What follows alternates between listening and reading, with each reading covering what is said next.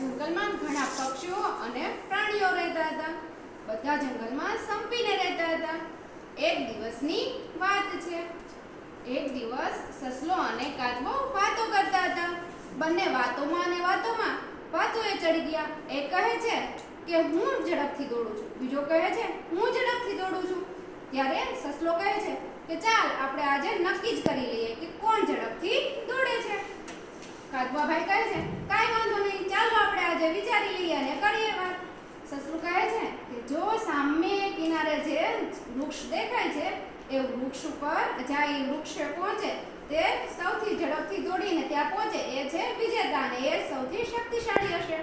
ત્યારે કાચબો અને સસલું બંને એક જગ્યાએ એક ઝાડ પર ઊભા રહે છે અને નક્કી કરે છે કે અહીંથી આપણે દોડશું અને જે છેલ્લે જે ઝડપથી પહોંચશે તે જ વિજેતા બનશે. બંનેએ દોડવાની શરૂઆત કરી.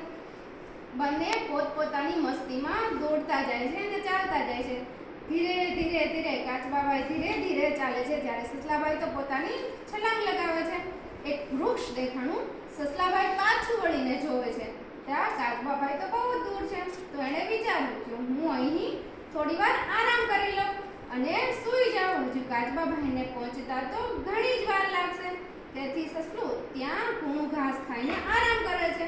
કાચબાભાઈ પોતાની મસ્તીમાં ધીમે ચાલતા આવે છે અને આગળ આવી અને જોવે છે તો સસલાભાઈ તો આરામ કરે છે.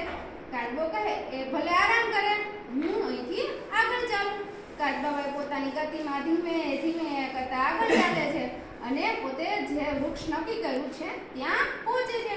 ત્યાં થોડી વાર થઈ ત્યાં સસલું ઉઠી જાય છે અને જોવે છે કે કાચબાભાઈ તો દેખાતાય નથી. પોતે પાછળ જોવે છે પણ કાચબાભાઈ તો ત્યાં દેખાતાય નથી.